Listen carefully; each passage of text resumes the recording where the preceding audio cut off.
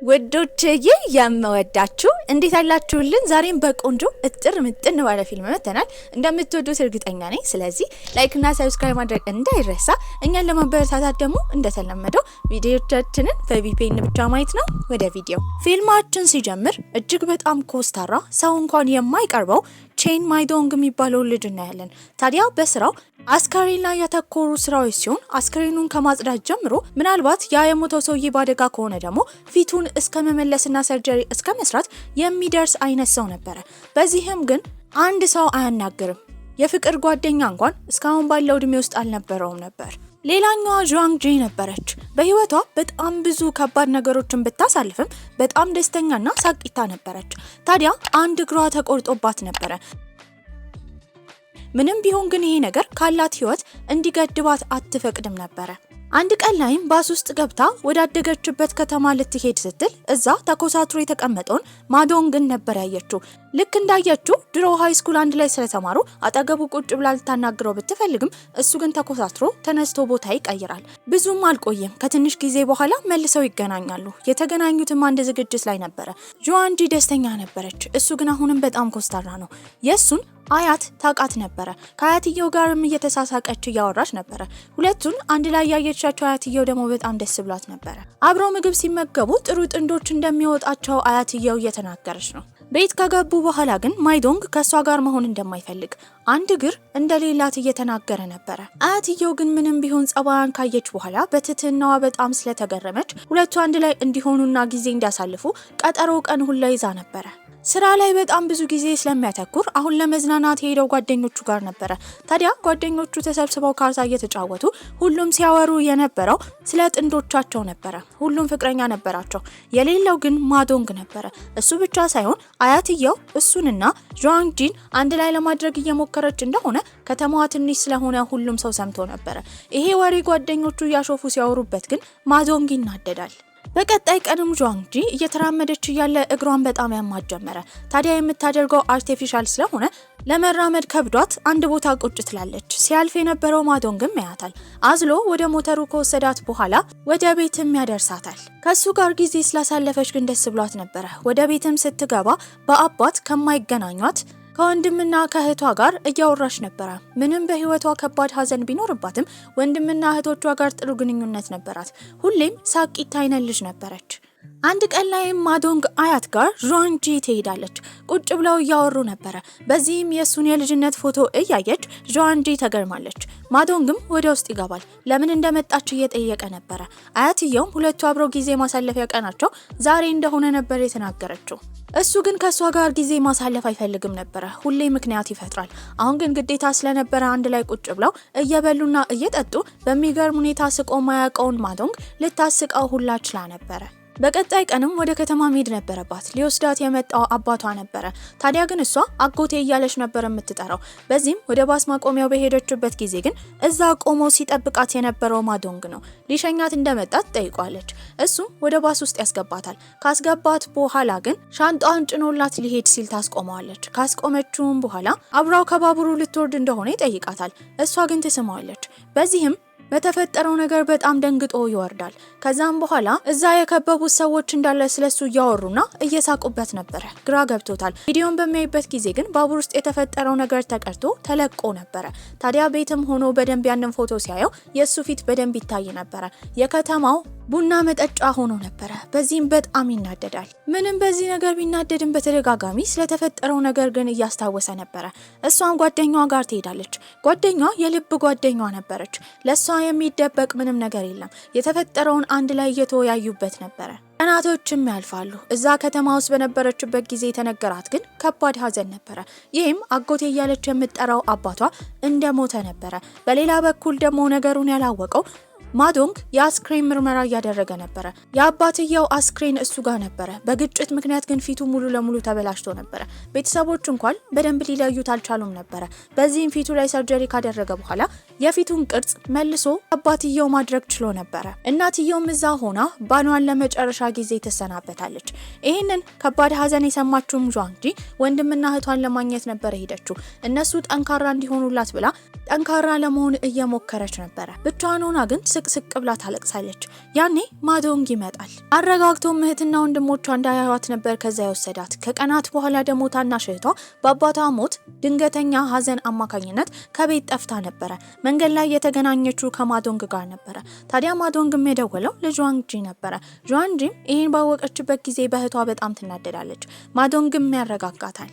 አስክሬኑ ከተቃጠለ በኋላ አመዱን ተራራው ጫፍ ላይ ሆነው ለመበተን ቤተሰቦች ተሰባስበው ነበረ። ቀስ በቀስ ሀዘናቸው እየሻረ ነው። ከዛም በኋላ ግን እናቷ ሬስቶራንት ስላላት እዛ ለማገዝ ትንሽዬ ይዛ ከተማ ውስጥ ለመቆየት ነበር ያሰበችው። አንድ ቀን ላይ ወደ ሆስፒታል ነበር የሄደችው። ማዶንግን ለማግኘት ነበረ።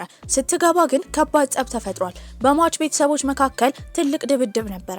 ማዶንግም ነገሮችን ለማስተካከል እየሞከረ ነው። እንደ ድንገት አፍንጫውን ይመታል። ይህንን ያየችው ጁዋንጂ ምንም ሳትራራ ወደ ውስጥ በመግባት እሱ እንዳይመታ ለማድረግ ሞከረች ነበረ።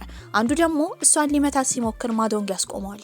ወደ እሱ አፓርትማ ከሄዱም በኋላ አፍንጫውን ታክምለት ጀመረ። ከትንሽ ቀናት በኋላ ግን የጁዋንጂ የቀድሞ ፍቅረኛዋ ነበር የመጣው። ታዲያ እሱ መልሶ እሷን የራሱ ለማድረግ እንደሚፈልግና እዚህ ድረስ የመጣው ረጅም መንገድ ተጉዞ እንደሆነ ይነግራታል። ታዲያ እሱን ቁጭ ብላ ማውራት ጀመረች። ለሱ ግን ስሜት የላትም ነበረ። ስለ ጎዳት ሁሉ ነገር በመካከላቸው አብቅቷል። በዛ ሰዓት ደግሞ እሷን ማየት የፈለገው ማዶንግ ነበረ። የሚሰጣት መድኃኒት ስላለ የት እንደሆነች ደውሎ ይጠይቃታል። እሷም ያለችበትን ቦታ ትናገራለች። መድኃኒቱን ይዞ ሲመጣ ግን ከወንድ ጋር ቁጭ ብላ ሲያያት በጣም ነበር የተናደደው። ሰጥቷትም አኩርፎ ከዛ ቦታ ይወጣል። ከዛ የሄደው ጓደኞቹ ጋር ነበረ። ቁጭ ብሎ ካርታ እየተጫወተ የሱና የሷ ግንኙነት ምን እንደሆነ ራሱን እየጠየቀ ነበረ። በመሃል ግን ከዚህ ቀደም ከተጣላቸው ሁለት ወንዶች ጋር ይገጣጠማል። እነሱም ቁጭ ብለው ካርታ ከተጫወቱ በኋላ በመካከላቸው ትልቅ ጸብ ተፈጥሮ ነበረ። ታዲያ በቀጣይ ቀንም ስለ አኮረፋት እሱን ለማናገር አያቱ ቤት ነበር ሄደችው። ፊቱም ቆስሎ ነበረ። ምን እንደሆነም ትጠይቀዋለች። እሱ ግን ተኮሳትሮ ነበር። በተደጋጋሚ ይቅርታ ብትጠይቀውም ግን ይቅርታ ሊያደርግላት አልቻለም። ግንኙነታቸው ምን እንደሆነ ይጠይቃታል። ይሄ ንግግሩ ደግሞ አናዷት ተናዳ ከቤት ልትወጣ ስትል አስቁሟት ነበረ። በቀጣይ ቀንም የእናቷ ሱቅ በነበረችበት ጊዜ እሱ ዕቃ ለመግዛት ይመጣል። ከሩቅም ቢሆን ግን አይኗን እያያት ነበረ። ከመኪናው ወርዶ ባያወራትም እሷን ማየቱ ለሱ በቂ ነበረ። በሌላ በኩል እሷም በጣም ብዙ ደንበኛ ቢኖራቸውም አጮልቃ በመስኮት እሱን እያየችው ነበር። ከትንሽ ቀናት በኋላ ደግሞ ባቡር ውስጥ የቀድሞ ፍቅረኛዋን ስትሸኝ ማዶንግ ያያታል። በዚህም ምንም አልመሰለውም ነበረ። ከቆይታ በኋላ ግን ራሱን ይጠይቅ ጀመረ። ታዲያ ውስጥ ድረስ ይገባል። በዛ ሰዓት እሷ የቀድሞ ፍቅረኛዋ እጇን ይዞ አለቅ እያላት ነበረ። ማዶንግም ካገላገላቸው በኋላ እሷን ይዟት ከዛ ይወጣል። ማዶንግም በንዴት ተናግሯት ነበረ። ምንም ልትመልስለት አልፈለገችም። ጥላው ልትሄድ ስትል ግን ያስቆማታል። በዚህም ይስማታል። ወዲያውም ይተቃቀፋሉ። በተፈጠረው ነገር ግን ሁለቱም አፍረው ነበረ። ከዛ ጊዜ በኋላ ግን ግንኙነታቸው ምን እንደሆነ ታውቀው ነበረ። ልክ እንደ ፍቅረኛሞች ብዙውን ጊዜ አብረው ያሳልፉ ነበር። ጊዜ ባላቸው ቁጥር ይገናኙ ነበረ። አንድ ቀን ላይም የሱ አያት ቤት ነበር ሄደችው። ታዲያ አብረው እየተቃለዱ እየተጫወቱ ነበረ። ሊፕስቲክም አንስታ ከንፈሩን እየቀባችው ነው። በዛ ሰዓት ግን የመጣችው የሱ እናት ነበረች። ልክ የሱ እናት እዛ ቤት እንዳለች ስትረዳ ግን በጣም ፈርታ እሱ ኋላ ትደበቃለች። ወደ ውስጥ ከገቡ በኋላ ግን አሁን ስላደጉ በሁለቱ መካከል ማንም ሰው እንደማይገባ እናትየው ተናግራ ነበረ። ታዲያ አሁን ከሷ ጋር አንድ ላይ እንዲኖሩ ይፈልግ ነበረ። በዚህም የሷን እናት ፍቃደኝነት ለመጠየቅ ከተማ ውስጥ ጥንዶችን የምታገናኝ አንድ ሴት ጋር ነበር ሄደው። ያቺ ሴት ደግሞ የሷ እናት ጓደኛ ነበረች። ታዲያ ይህንን ጥያቄ ለሷ ሲያቀርብላት የጁዋንጂ እናት ከነሱ ቤተሰቦች ጋር መዛመድ እንደማትፈልግ ነበር የተነገረው። በዚህ ነገር በጣም ይናደዳል። በዚህም ጸባዩ ተቀይሮባት ነበረ። እሱን ለማናገርም ትሄዳለች። ታዲያ ምን እንደተፈጠረ ትጠይቋለች። እኔ ማለት ትንሽዬ ከተማ ውስጥ መኖር ድሃ ልጅ ነኝ። አንቺ ደግሞ የምትኖሪው ውድ የተባለ ሀብታሞች ሰፈር ውስጥ ነው። እኔና አንቺ እኮ ጭራሽ አብረን መሆን አንችልም። እሷም ይህን ከሰማች በኋላ በጣም ነበር የተናደደችው። ጮሃበትም ጥላው ትሄዳለች። ከቆይታ በኋላ ግን ጥፋት እንዳጠፋ ነበር የተረዳው። በዚህም በሞተሩ ይከተላታል። ይቅርታ ከጠየቃትም በኋላ ትታረቀዋለች። እናትየው ገበያ እያለች ሁለቱን አንድ ላይ ነበር ያየቻቸው። እየተቃቀፉ እየተሳሳሙ ነበረ። ስታያቸውም በድንጋጤ ልቧ ይመታ ጀመረ። ጓደኛዋም እዛ ሄዳ እናትየው እንዳትናገር ለመያዝ እየሞከረች ነበረ። በዚህም ራሷን ትስታለች። እናትየው ወዲያ ወደ ሆስፒታል ነበር የገባችው። ታዲያ ለጓደኛዋ ስትነግራት የነበረው ማዶንግን መቼም ቢሆን ልክ እንደ አማቿ ልትቀበለው እንደማትችል፣ እሱ የሚሰራው ከአስከሬን ጋር ስለሆነ ለልጇ ደግሞ እንደዚህ አይነት ሰው እንደማትመኝላት እየተናገረች ነበረ። ለእናቷ ማስረዳት ብትሞክርም እናትየው ጭራሽ ልትሰማት አልፈለገችም። በዚህም ተናዳ ማዶንግን ለማግኘት ነበር የሄደችው። ለመዋኘትም የሄደችው በከተማ ውስጥ እጅግ በጣም ትልቅ ፌስቲቫል ተዘጋጅቶ ነበር። ሁሉም ሰዎች እየደነሱና እየጨፈሩ ነው። እነሱም መሃል ላይ ሆነው እየተቃቀፉ ፍቅራቸውን ለማንም ለመደበቅ አልፈለጉም ነበር። ታዲያ እሱም ወደ ራሱ አፓርትመንት ነበር የወሰዳት። በዚህም ስላላቸው ግንኙነት እየጠየቃት ነበር። ወዲያው መብራቱን ታጠፋለች። አብረው ጥሩ ጊዜ ለማሳለፍ ሞክራ ነበር። በዛ መሃል ግን በተደጋጋሚ የሚታወሳት የእናቷ ምክር ነበር። በዚህም ነገሮች እየተቀጣጠሉ በሄዱበት ጊዜ እሱ ወደ እግሯ አካባቢ እየደረሰ ነበር። እግሯን ሊነካ እንደሆነ ስትረዳም የእናቷ ነገርም ሲጨመርባት ተደናግጣ ትናገረዋለች። በዚህም እሱ በጣም ይናደዳል። ጥሏትም ነበር የወጣው። ለቀናት ያክል ያደረገችው ነገር ጥፋት ስለሆነ በጣም አዝና ራሷን እየጎዳች ነበር። በቀጣይ ጊዜም ልታናግረው ትሄዳለች። ታዲያ የተፈጠረውን ነገር ለማስረዳት እየሞከረች ነበር። ጭራሽ ሊሰማት አልፈለገም። ነገር ግን እሱ ጥሏት ከሄደ በኋላ ግን እዛው ራሷን ትስታለች። ደንግጦ ይመለሳል። ታዲያ ወደ ቤትም ይወስዳታል። ታማ ስለነበረ የሷና የእናቷ ግንኙነት በሷ መታመም አማካኝነት መታደስ ችሎ ነበር። ነገር ግን አሁንም ማዶንግና ጆዋንጂ ይመጣጠናሉ ብላ እናትየው አታምንም ነበር። ሲሻላትም እሷን ሊያገኛት ይመጣል። የታረቁ ይመስል ነበር። እሷ ግን አሁን አካል ጉዳተኛ የሆነውን እግሯን ለወንድ ለማሳየት ዝግጁ እንዳልሆነች ነበር የነገረችው። አላቅም እግሬን ካየው በኋላ ጥላኝ የምትሄድ ይመስለኛል። ታዲያ እሱም ያኔ ስለተናገራት ይቅርታ ይጠይቃታል። በቀጣይ ቀንም ቁጭ ብላ ሱቅ እየሸጠች እያለ ሊያገኛት ይመጣል። እናትየው አንድ ላይ እንዲሆኑ ባትፈቅድላቸውም እነሱ አንድ ላይ ከመሆን ወደ ኋላ አላሉም ነበር።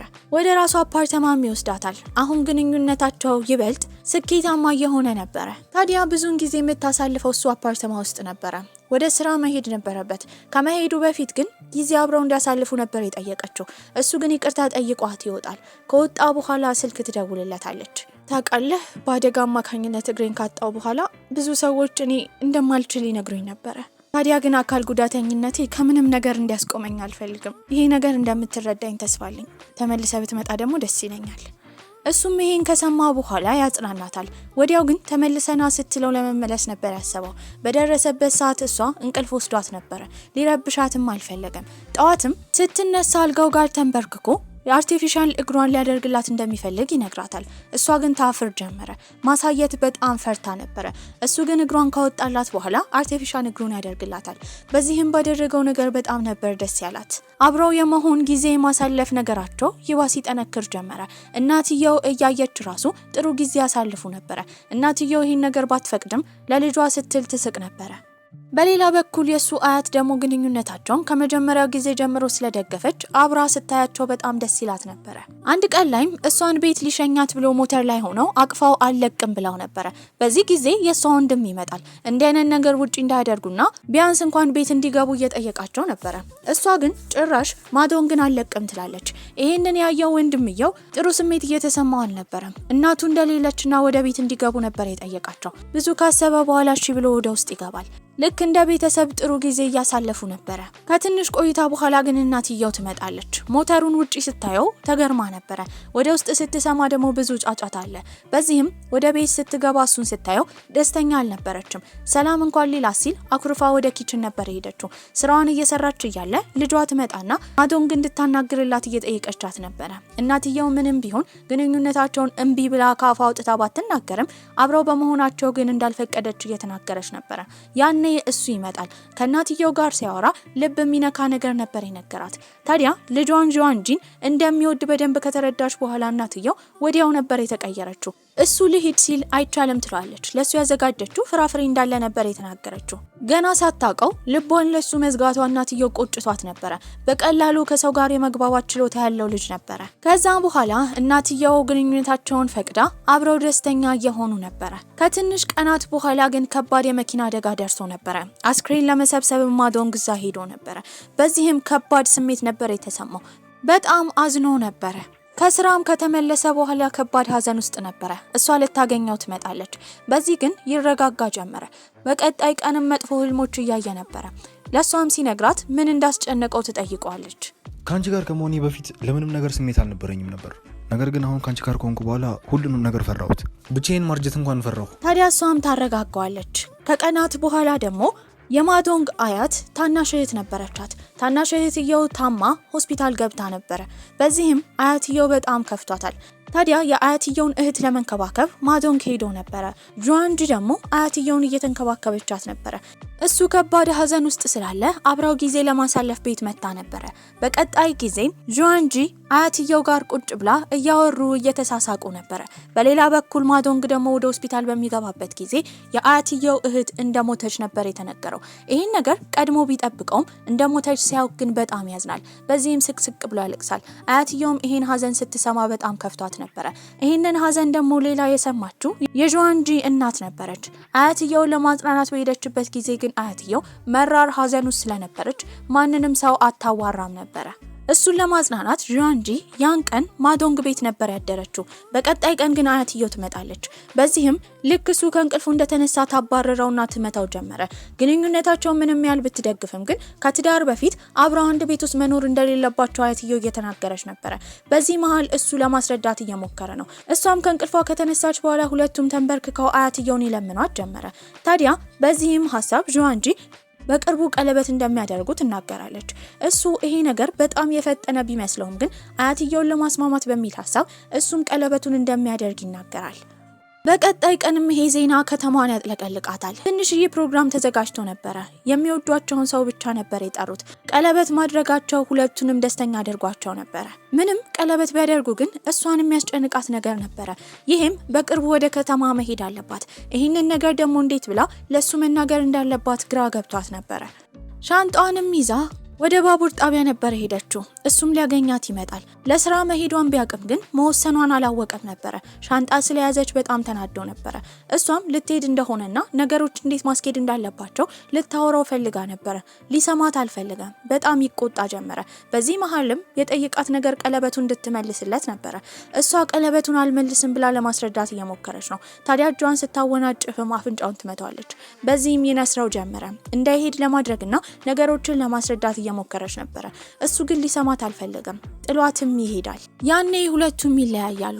እሷም ወደምትሰራበት ከተማ ነበር ሄደችው። ከዛ ጊዜ ጀምሮ ግን አውርተው አያውቁም ነበር። ስሟን እንኳን አይጠራም ነበረ። አያትየውም ነገሩን ለማስተካከል አልቻለችም። ምክንያቱም በአሁኑ የጁዋንጂ ጥፋት ነበረ። የሷ ቤተሰቦችና የሱ ቤተሰቦች አሁን የሚገናኙ ነበር። የሷ እናት ራሱ እሱ ፊት የልጇን ስም አትጠራም ነበረ። ታዲያ አንድ ቀን ላይም የጁዋንጂ ታላቅ ወንድም ወደ ከተማ መሄድ ነበረበት። ሆን ብለው እሱና እህቱ ተመካክረው እሷ በአጋጣሚ እንደመጣች ለማስመሰልና ማዶንግን ለማየት ፈልጋ ነበረ። ጁዋንጂም እንደመጣች በአጋጣሚ እሱን እንዳገኘችው ማስመሰል ጀመረች። ሊያናግራት አልፈለገም። ተኮሳትሮ መኪና ውስጥ ይገባል። ወንድሟንም ከሸኛች በኋላ አፍጥጣ መኪና ውስጥ ትገባለች። እንድትወርድ ፈልገው ነበረ። እሷ ግን ድርቅ ነበር ያለችው። በዚህም እንደናፈቃት እጁን እየያዘች እየደባበሰች ለማናገር እየሞከረች ነው። እሱ ግን በጣም ተኮሳትሮ ነበረ። ያ ብቻ አልነበረም። ቤተሰቦቿ ጋር ስትመለስ ራሱ እናቷ ራሱ በጣም ተናዳባት ነበረ። አብሶ ታናሽ እህቷ ደግሞ የነገረቻት ነገር ማዶንግ እሷ ከሄደች ጊዜ ጀምሮ ጸባዩ በጣም እንደተቀያየረ፣ እሷ ስትጠረጥር ደግሞ ሌላ ፍቅረኛ እንደያዘ እየነገረቻት ነበረ። ይህንን የሰማችው ጁዋንጂ በጣም ትናደዳለች። ቀጥታ አያቱ ቤት ነበረ ሄደችው። ያኔ እሱ ሻወር እየወሰደ ነበረ። ወደ ውስጥም ገብታ ትጠይቀው ጀመረ። እሱ ግን ሊመልስላት አልፈለገም። ከወጣ በኋላ በመካከላቸው ከባድ ጸብ ይነሳል። በዚህም ተናዳ ትወጣለች። መንገድ ላይ ግን ስታስብ የነበረው ማዶንግን ማጣት እንደማትፈልግ ነበረ። ምክርም ስለፈለገች ለጓደኛዋ ነበር የደወለችላት። ጓደኛዋም የነገረቻት መቼም ቢሆን በሁለቱ መካከል ያለው ፍቅር ትልቅ ስለሆነ በፍቅራቸው ተስፋ እንዳትቆርጥ ነበረ። ታዲያ እሷም ወደ ከተማው ለመሄድ ነበር ያሰበችው። ነገር ግን ባቡር ጣቢያው ጋር እሱን ታገኘዋለች። ታዲያ ሊሸኛት እንደሚፈልግ መቼም ቢሆን በእነሱ ግንኙነት ተስፋ እንደማይቆርጥ ነበር የነገራት። እሷም ይሄን ስታይ በጣም ደስ ይላታል። ከዛ በኋላ ወደ ከተማ ሄዳ የተለያዩ ቢዝነስ ስራዎችን መስራት ጀመረች። በዚህ መሀል ግን ሩቅ ለሩቅ ሆነው እራሱ በቴክስትና በቮይስ ያወሩና ይበልጥ ለመቀራረብ ይሞክሩ ነበረ። አንድ ቀን ላይ መኪና ውስጥ እያለች ግን ከባድ ጭነት ወደ እነሱ በከባድ እየነዳ ይመጣል። በዚህም ልትገጭ ትንሽ ነበር ይቀራት። በሌላ በኩል እሱ ደግሞ ወደ ከተማ ሆስፒታል መጥቶ ተማሪዎችን ለማስተማር እየሞከረ ነበረ። ልክ እንደሷ አይነት ቀለበት ያደረገ አስክሬን ነበር ያየው። በዚህም ልቡ ስንጥቅ ይላል። በጣም ደንግጦም ወደ አስክሬኗ ነበር የሄደው። ታዲያ የአስክሬኑን ዝርዝር ካየ በኋላ ነበር የተረጋጋው። ስለሷ በጣም ተጨንቋል። በተደጋጋሚ ስልክ እየደወለላት ነበረ። እሷ ደግሞ ከመኪናው ወርዳ ሊገጫቸው የሞከረውን የአይሱዙ ሹፌር ለማናገር እየሞከረች ነው። ስልክ ሲደውል አላነሳችም። በዚህም በጣም ይጨነቃል። በመጨረሻም ወደ መኪና በምትገባበት ጊዜ በደነገጠ ድምጿ እየተቆራረጠ ታናግረው ጀመረ። የት እንዳለችም ይጠይቃታል። ያለችበትንም ቦታ ነበር የነገረችው። ታዲያ እሷን የማጣት ፍርሃት ሰውነቱን እንዳለ ወሮት ነበረ። እየሮጠም ይሄዳል። በዚህም በተገናኙበት ጊዜ ይተቃቀፋሉ።